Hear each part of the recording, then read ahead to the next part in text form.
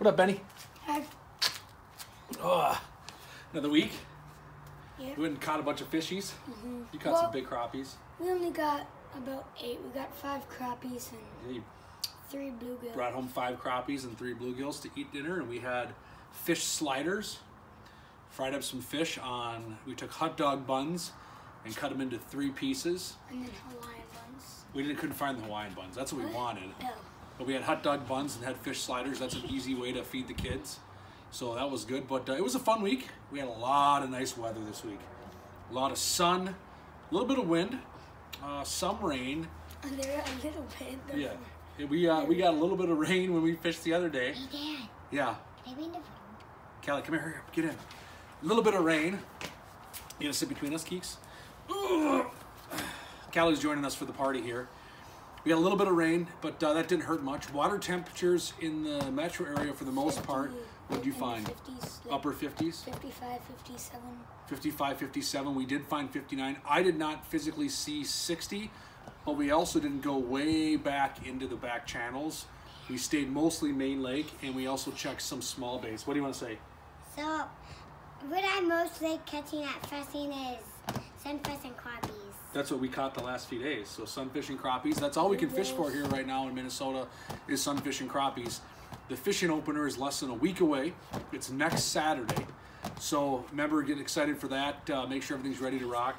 Say one more thing, and then we got to finish. We got to talk about the report. And we got my dad has his own garage where we have lots of fishing stuff. We got lots of fishing stuff. You got your own fishing stuff too. So this whole week, basically, we targeted fish 2 different ways. There's really 2 distinct patterns, in my opinion, for how we're catching these fish. Is it about quantity or quality? And I know that sounds redundant, and that can be said about any species. But what I'm finding mostly recently is that the bigger crappies are not necessarily with the masses. You can go into some of these smaller sections of lakes, these back bays, these boat channels, these harbors, and catch plenty of fish. But we're seeing a lot of fish from this big to this big kind of in those areas. Our bigger fish we caught main lake. 14 inches. 14 inches, 15 inches out on the main lake. So that was all main lake weeds, main lake structure. We're not catching hundreds of them out there like these guys and gals up in these boat channels in these shallow bays and harbors, but we're catching bigger fish out deeper. So keep that in mind. So, but the big thing right now that I saw massively change this week was water temperature. When I talked to you last week, we weren't even in the 50s again. We were back into the 40s. I'd be willing to bet you by the time this video airs, which is later today, you're probably going to see 60-degree water temp in the metro. And then all of this coming week, we have 50-degree air temperatures, some cooler temperatures coming through. But if I'm looking at the forecast for the fishing opener, 70. Could be 70 degrees for the Minnesota fishing opener. It hit So 77 yesterday, and gonna be in the 70s today too, I think. We're close. on Thursday it was 75. It's been in the 70s all week. Yeah, no, we've had some fun. So how are we catching the fish? Ben, why don't you show them how you caught some of your fish first? So, I have been using a bobber. A bobber? Yep, a bobber, and this thingy. Forgot what it's called. It's a Charlie Brewer's slider. Charlie A Brewer. little mini one with a blade on the bottom. I don't know the exact name of it, but here let go. I'll swing it up to the camera. You keep talking. We've also been using a lot of lightning bugs, flies, like all those furry little guys. The main thing that we've been using is bobbers. Yep. Light bobbers, so the fish barely bite and it sinks down. Like those. That's that mini stealth from Phil in a size 4 with tiny BB split shots on both sides of it to hold it in spot. I call it a little blaze head. Little blaze head. And how far the bobber from the jig have you been using? What's that about? It looks like about, I would say that we're using about 3 to 4 feet. 3 to 4 feet, yep. Because how deep of water are we fishing? Like 10 or Less than 10? 10 or 6. Yep, 6 to 10 feet. And that's catching your fish. And then how do you know when you see the fish bite, Do you set the hook right away? Yes, the bobber just freaking sinks. Like you don't even have to like say, wait, do I got a fish on? You just see the bobber underwater. Like you don't see like a little part of the bobber. It just sinks. Like the whole thing goes underwater. And if you're not snagging weeds once in a while, to give you a false alarm, I don't think you're in the right spot. So once in a while, you should have your bobber sinking because it drifts across weeds, and that's why the fish are there. And yesterday, for example, it's been so windy the last couple days. All of our fish came on windy spots. Thank goodness for spot lock with Minn Kota because it got a workout. But that was key, and that it would just drift that bait. And the cool thing about the wind, and even these 2-foot rollers and these waves, is it automatically jigs that bait for you. Then the fish picks it up, and like Ben was saying, you just see that bobber disappear. And hook sets are free, set the hook and reel them in, right? That's how you cut all yours. You're like, bobber down. Yeah. You cast as far as you can, and you watch the bobber, and then when you don't see it anymore, you reel in, and there's one on there. Yep. That's a fun way to do it. All right, So you're gonna show them what you're show them what I'm doing. So I'm doing a similar thing as Ben. Like he said, you know, we're using the same kind of bobbers. We're using those thills. Blaze. He calls them the blaze heads. And I'm using a hair jig. I'm just using a little hair jig. It's got some hair. It's got some hackle on it, some flashaboo or whatever. Chartreuse head. Jack caught him on pink and white. I don't think it mattered. 1/32 ounce.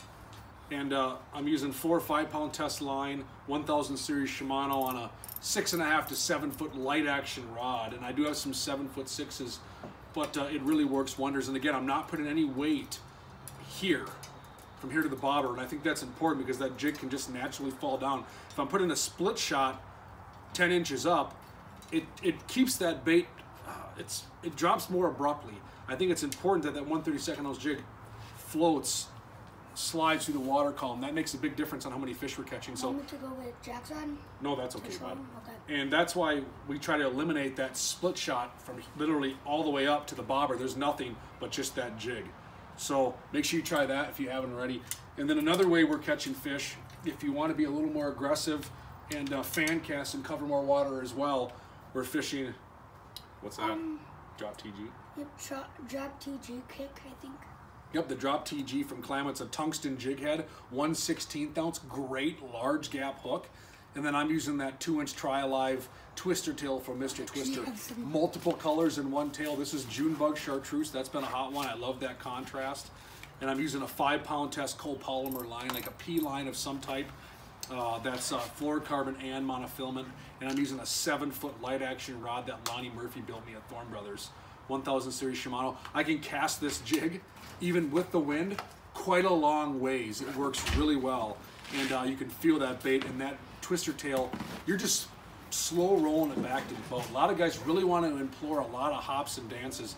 I'm pitching it and I'm slowly working it back to the boat. Maybe taking the rod like this, picking up the slack. I'm not bouncing it the whole time. I'm slowly bringing that back, letting that tail do the work, and it's catching fish. So that's another way we're catching them. This is what he has on. I think he has... that size, yep. Yep, this size, a 1/16.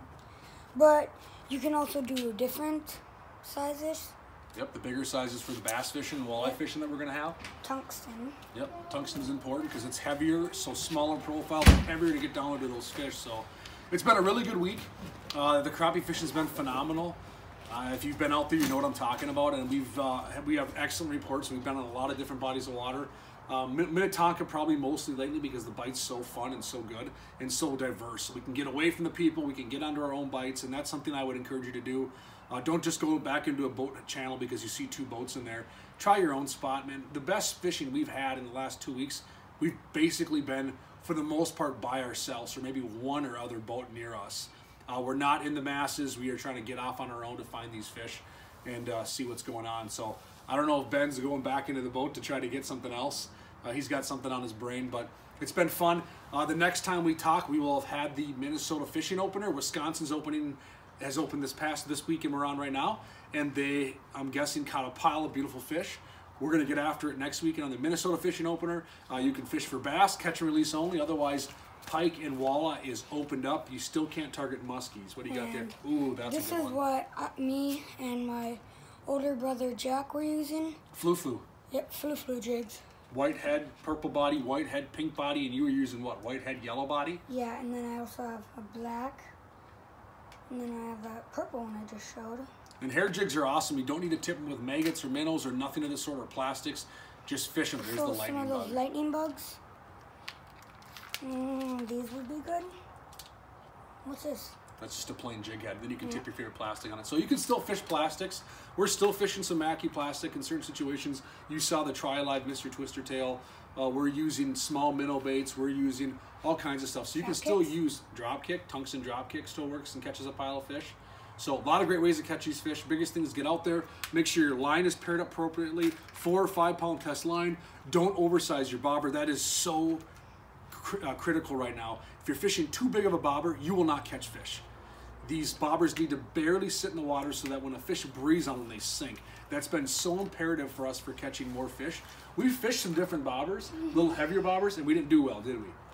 We tried fishing some of those so that we could help these guys cast in the wind, but they were not catching fish. We had to go back to these mini stealths or properly balanced floats where you add more weight at the float to get these fish to bite and to see the bite and to hammer them home. Could I tell them what lake we were fishing at? Sure. So these past few times we were fishing at Minnetonka, you can catch pretty big fish.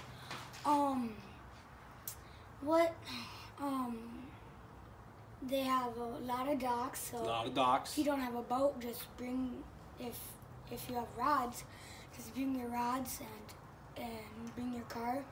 Go over to the docks. They have they also don't have docks. If they don't have like docks, they have like little bridges and stuff. And not places to just, stand. I saw this little one place I tried casting and I got a nibble. Like there was this little spot at the access that we were at yesterday. It was like by the dock. There was like this little path to one dock, and then you would have to like walk past inside of the woods. There was like this little path where you would have to step on a rock. So you can have an adventure too and fish from shore, and you can catch just as many fish and have just as much fun. That's the beauty of this time of the year. A lot of the fish are up shallow and you can chase them. So that's what we got for you this week. Have a wonderful first full week of May. Have a great fishing opener. Be safe. Enjoy it with your friends and family. Right, Benny? Yep. And we'll catch you next time. We'll see you next week.